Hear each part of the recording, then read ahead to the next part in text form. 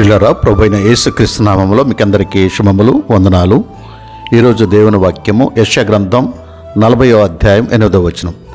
గడ్డి ఎండిపోవును, దాని పువ్వు వాడిపోవును, మన దేవుని వాక్యము నిత్యము నిలుచును.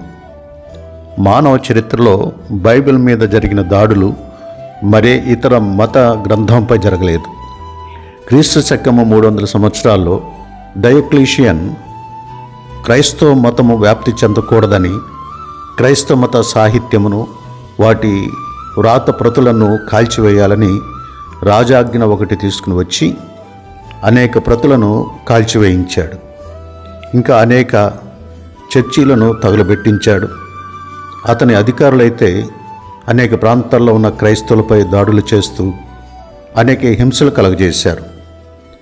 ఈ చక్రవర్తి చాలా ప్రగల్భాలు పలికాడు. క్రైస్తవ మత సాహిత్యమును, వ్రాతప్రతులను నేను భూమి మీద లేకుండా సంపూర్ణంగా నాశనం చేశాను అని అన్నాడు.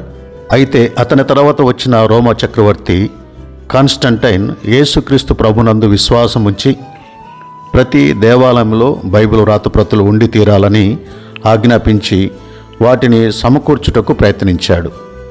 పూర్తిగా అవి కాలిపోయినవి అని అనుకుంటున్న తరుణంలో అతడు ఆజ్ఞాపించిన 24 గంటల్లోనే 50కి పైగా బైబిల్ ప్రతులు సమర్పించబడ్డాయి.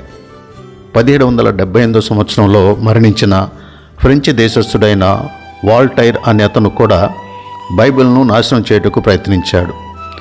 బైబిల్ను తిరస్కరించవలసిందిగాను, నాశనం చేయవలసిందిగాను, లేక కాల్చివేయవలసిందిగాను ప్రయత్నాలు ఎన్నో జరిగినప్పటికీ ఇప్పటికీ ఇంకా బైబిల్ శాశ్వతంగానే ఉన్నది. అది ఎప్పటికీ శాశ్వతము, నిత్యము నిలిచే దేవుని వాక్యము. పరిశుద్ధ లేఖనములు అనబడే ఈ బైబిల్ మీరు కలిగి ఉన్నందుకు దేవుణ్ణి స్తుతించండి. సత్యమునకు ఆధారమై ఉన్న ఈ బైబిల్ కలిగి ఉన్న మీరు ధన్యులే. దేవుడు మిమ్మలను బహుగా దీవించునుగాక.